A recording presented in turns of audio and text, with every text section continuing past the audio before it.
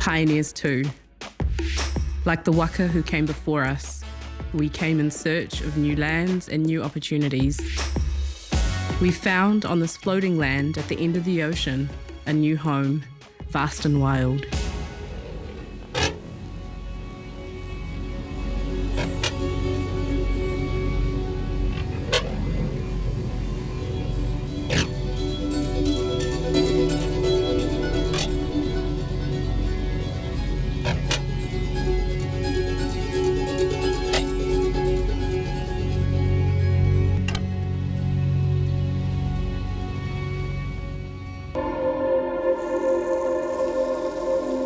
Waheguru created the universe, the world, and every life form.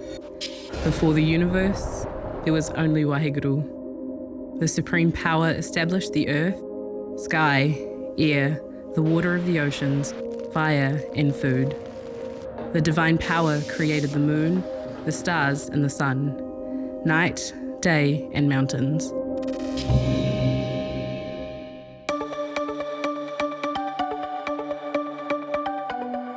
So the earliest migration of Punjabis that we have on record is 1890.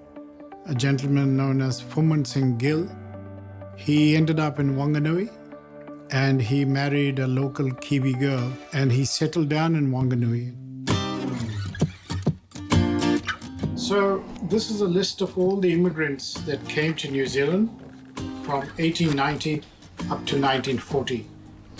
And it's got photos and the stories of most of our pioneers.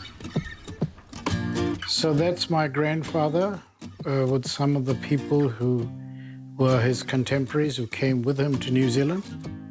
So he was the pioneer who came to New Zealand in 1920 and basically settled here.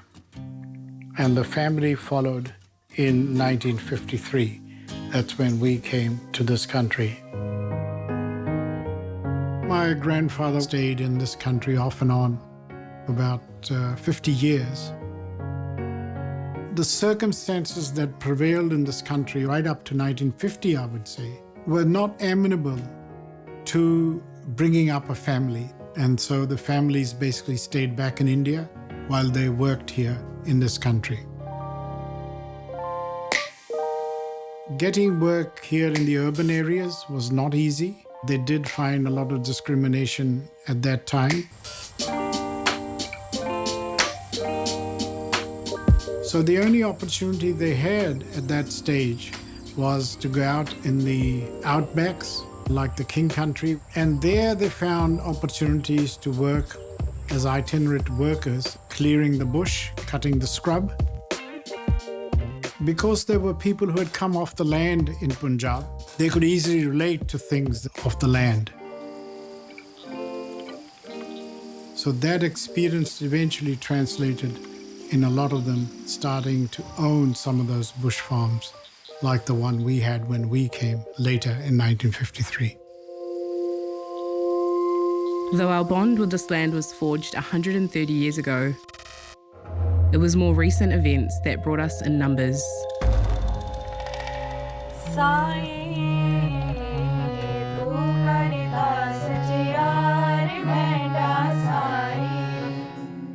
It is a story often endured by immigrant populations of persecution, violence, and voicelessness. I am the oldest daughter of immigrant parents. My nana was originally born in what is now known as Pakistan, and she was about 10 when the partition happened between Pakistan and India.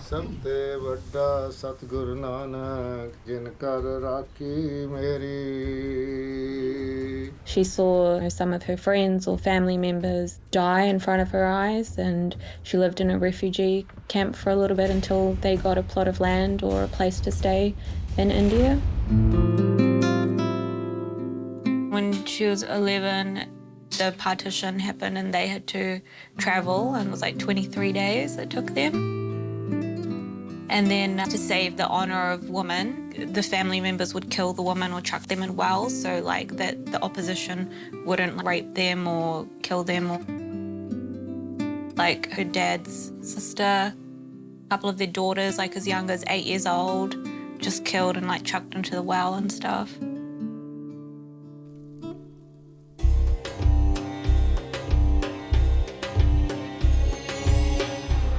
ਕਿਉਂ New Zealand ਮੈਂ ਹਾਂ ਤੁਹਾਡਾ ਦੋਸਤ ਤੇ host Parminder ਅੱਜ ਬਾਅਦ ਦੁਪਹਿਰ ਵਿਸ਼ੇਸ਼ ਪ੍ਰੋਗਰਾਮ ਦੇ ਲੈ ਕੇ ਤੁਹਾਡੀ ਸੇਵਾ 'ਚ ਹਾਜ਼ਰ ਹਾਂ ਨਿਊਜ਼ੀਲੈਂਡ 'ਚ ਵਸੇ ਪੰਜਾਬੀਆਂ ਦੇ ਬਾਰੇ ਬਹੁਤ ਸਾਰੀਆਂ ਚਰਚਾਵਾਂ ਚੱਲਦੀਆਂ ਰਹਿੰਦੀਆਂ ਨੇ ਇਹਨਾਂ ਚਰਚਾਵਾਂ ਉੱਤੇ ਵੀ ਗੱਲ ਕਰਾਂਗੇ ਤੁਸੀਂ ਜਾਣਦੇ ਹੀ ਹੋ ਕਿ ਵੱਖ-ਵੱਖ ਸਮੇਂ ਤੇ ਵੱਖ-ਵੱਖ ਅੰਦਾਜ਼ ਲੈ ਕੇ ਰੇਡੀਓ ਸਪਾਈਸ ਪੰਜਾਬੀਆਂ ਦਾ ਆਪਣਾ ਪਹਿਲਾ 24 ਘੰਟੇ 7 ਦਿਨ ਚੱਲਣ ਵਾਲਾ ਰੇਡੀਓ ਤੁਹਾਡੀ ਸੇਵਾ 'ਚ ਵੱਖ-ਵੱਖ ਪੇਸ਼ਕਾਰ ਲੈ ਕੇ ਹਾਜ਼ਰ ਹੁੰਦੇ ਨੇ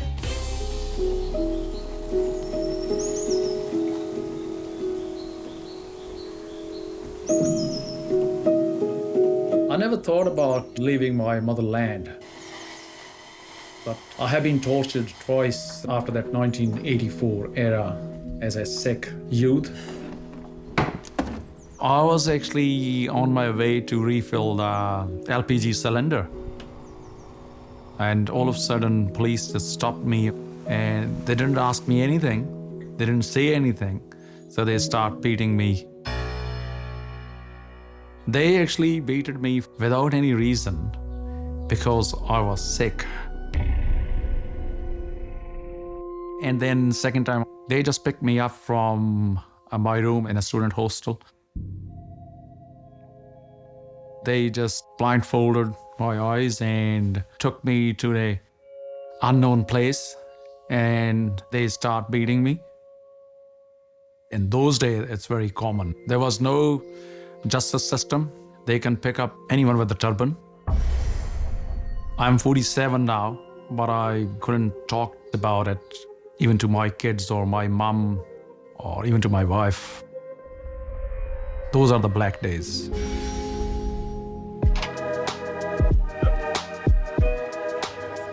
So how's business? Diwali was good? Oh.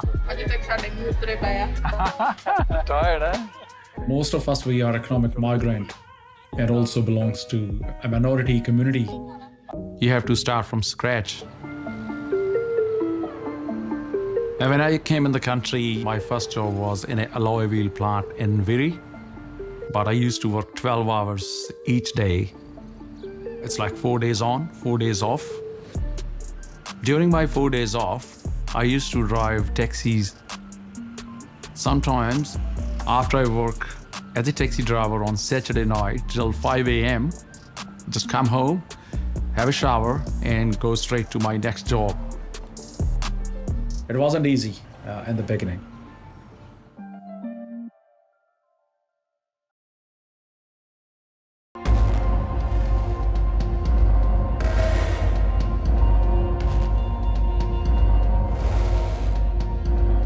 Upon death, we merge back into the universe. Just as a drop of rain merges back into the ocean.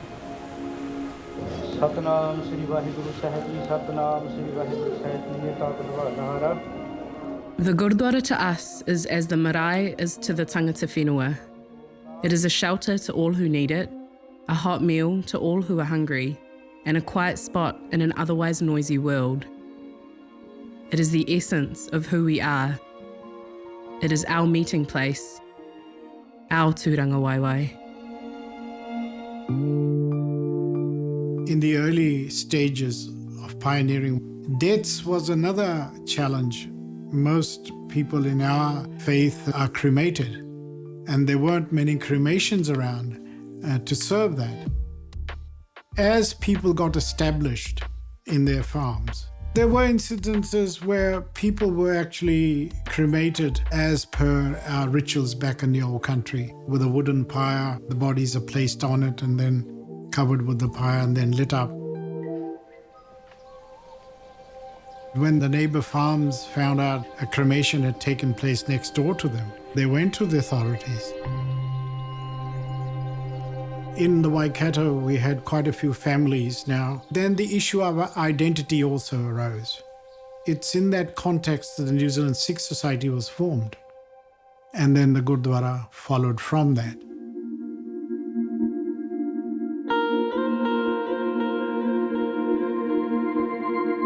ਰਾਗ धनासरी महला पहला गगन में थाल राव चंद दीपक बने तारका मंडल जनक मोती धूप मन आन लो पवन चवरो करे सगल बनराय फुलंत ज्योति.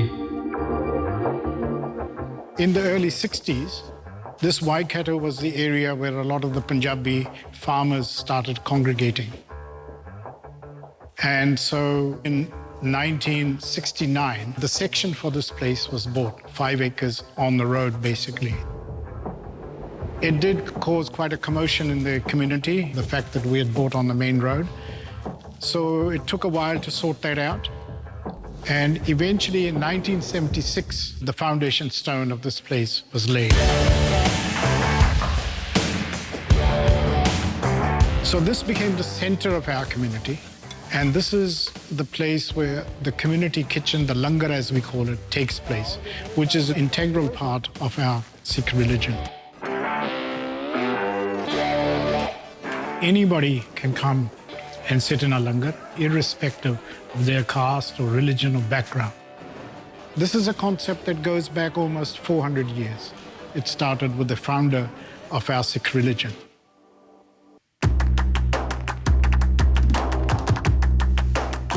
Go back to where you came from. You don't belong here. Terrorists. Turban is as much part of our identity as moko is to Māori. To me, turban is actually my mark of respect, my kaitiaki from generation to generation as a Sikh.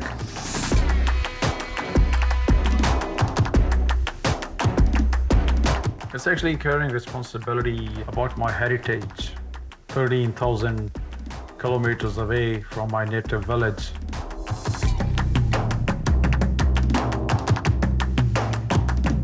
We are here to maintain our different appearance and still serving the humanity. ਉਗਰ ਦੇ ਬਹੁਤ ਸਾਰੇ ਮਰੀਜ਼ ਨੇ ਔਰ ਉਹਨੂੰ ਲੈ ਕੇ ਸਾਡਾ ਜਿਹੜਾ ਪੈਸੀਫਿਕ ਆਈਲੈਂਡਰ ਕਮਿਊਨਿਟੀ ਦੇ ਉੱਤੇ ਪਹਿਲਾਂ DHP ਯਾਨੀ ਡਿਸਟ੍ਰਿਕਟ ਹੈਲਥ ਬੋਰਡ ਨੇ ਬਹੁਤ ਸਾਰੇ statistics ਜਾਂ ਅੰਕੜੇ ਜਾਰੀ ਕੀਤੇ ਸਨ. My roles in the community as a justice of the peace, as a parish celebrant, as a community awareness broadcaster on 104.6 FM and on Radio Spice.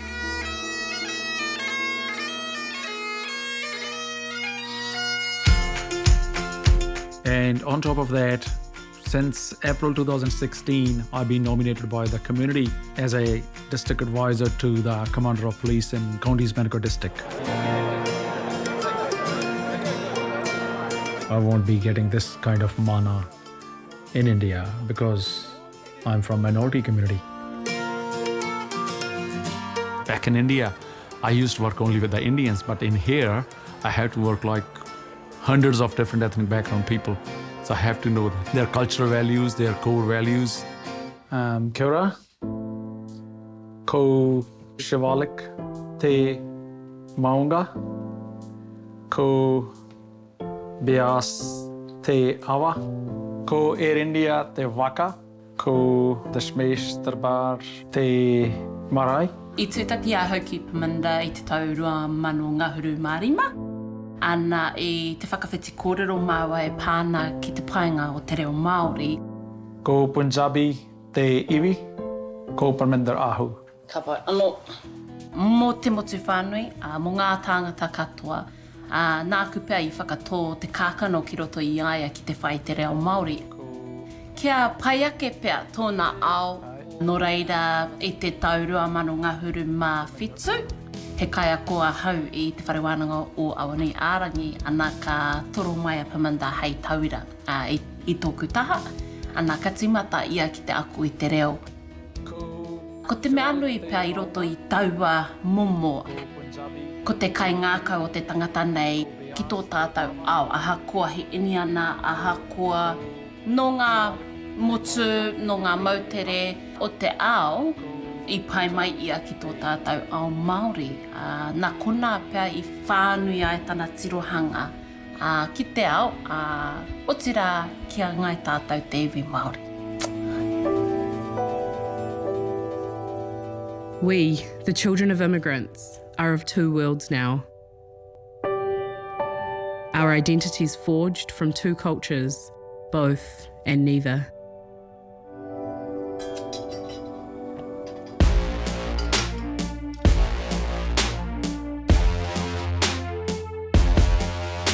Growing up for me in New Zealand was quite interesting because I kind of had my foot in two different worlds. I was like a typical Kiwi kid. I did netball, I did swimming, I did tennis, I did bull rush. And then as soon as I went home, I was like this Punjabi kid that was doing Indian classical music and, you know, cooking Indian food with my mum. So I'm making Punjabi cha. So Punjabis and Indians, they love drinking cha. As you know, food is central to us. So it's cha in the morning, they drink cha. In the afternoon, they drink cha. Whenever they get together, they drink cha. It's like a way to bring everyone together. Being a part of two worlds can be quite beautiful, but it can be quite difficult. Your family want you to uphold this culture or these traditions. You feel guilt or shame because you don't think the same way that your parents or your community does.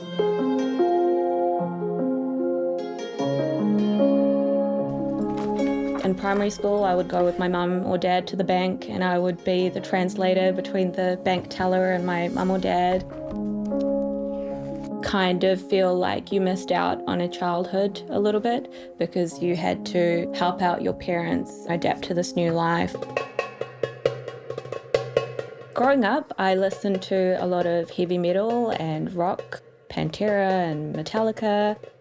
In high school one time, this Punjabi guy messaged me on Facebook and he's like, "You're that girl that wears band tees on mufti, aren't you?" And I was like, "Yeah." And then he was like, "Punjabi girls shouldn't be listening to that kind of music because that kind of music is for boys." Because I'm Indian and I'm Sikh, we don't cut our hair. And so I used to have like hairy legs and hairy arms. People would call me a gorilla.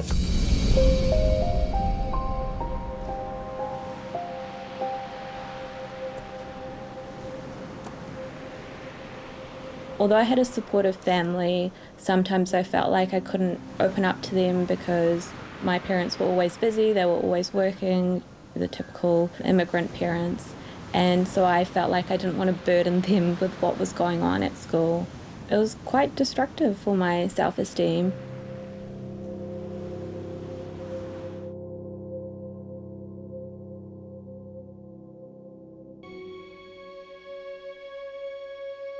From woman, man is born. From woman, woman is born. Without woman, there would be no one at all. So why call her bad? From her, kings were born.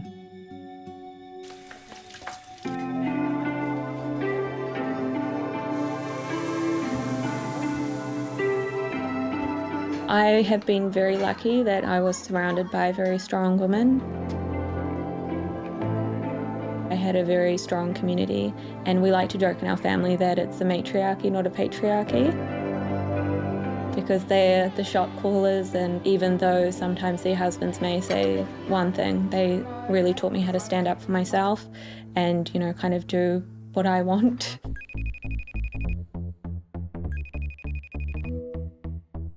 Hi, Simran. Hey. How's it going? So the caption that I wanted to do was I kind of wanted to talk about, you know, that my auntie, they left sort of when she was about 12, like her dad and her siblings. And so her mum stayed in India by herself and did all of the farming. Like holding down the fort? Yeah, really holding down the fort. So she was like a true feminist.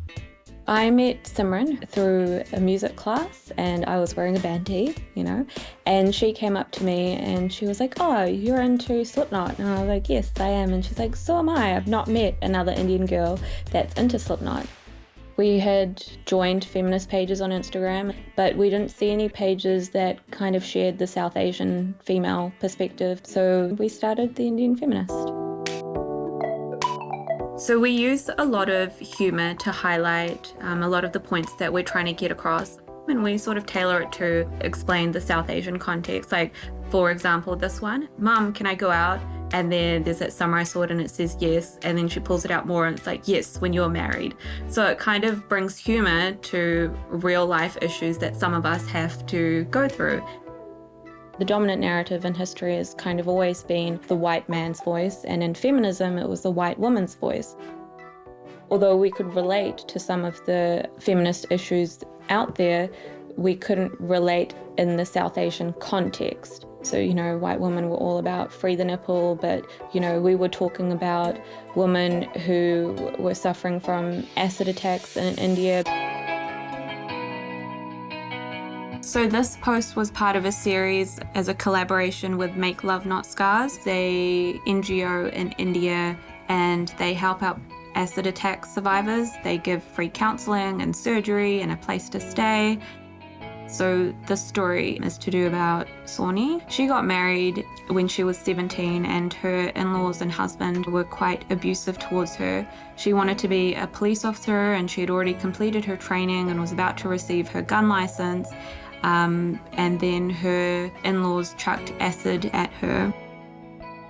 So essentially the patriarchy kind of relies on men being dominant and women being subservient, and we see that a lot in Indian culture, which is why we wanted to start the Indian Feminists, to get conversations going, trying to dismantle or deconstruct these ideas that we have in our community.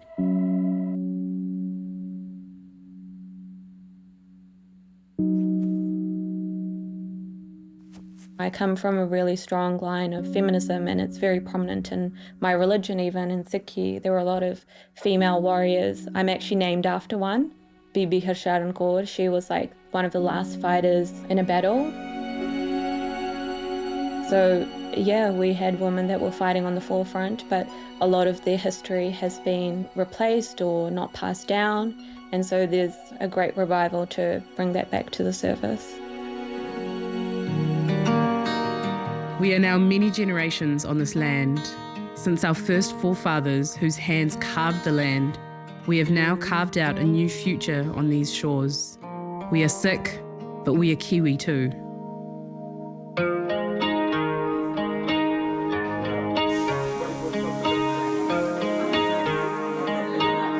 My daughter's name Isha Singh, and this is her birthday actually.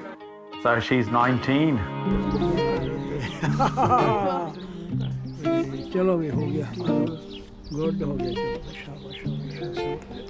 Wow. She just finished her first year in a degree in radiation therapy with the University of Otago. Not many migrant communities into those courses yet. She's going to be only second Punjabi and precisely first Sikh girl in Aotearoa. I'm very hopeful about the new generation. This is their country. They are here to live. They don't have language barriers. They're born and brought up here. They got their education from here. So this is their home country now. Who's that? That. You have a guess. Though we had been in this country for so long, but my grandchild, he's the first New Zealand born. And he's the 5th generation. So now all my grandchildren were born here. I think all of them have been back to India at least 2 or 3 times. Mama, I want gloves jumping. Yeah, sure, help yourself. Granddad said if you link people with anywhere at a young age, it stays with you. So these young kids still want to go back to the Punjab, but at the same time, New Zealand also is the future now for our children. And I think the environment in which they are growing up, a multicultural, I think is very empowering both for New Zealand and for these young kids who are going to be the new New Zealanders.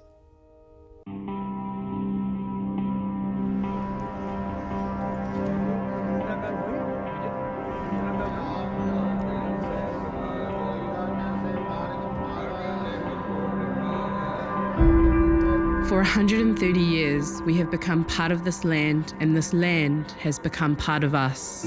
Nanak बिन सतगुर सेवे मोख न पाए पौड़ी सतगुर जिने ते आया से कर सवाई सतगुर जिने. As the cities and towns have risen from the soil our ancestors helped to cultivate, our connection to this place has also grown.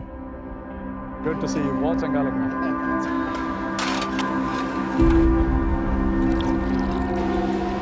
We have made our home here, grown our families here, and stand on the shoulders of giants who have gone before us.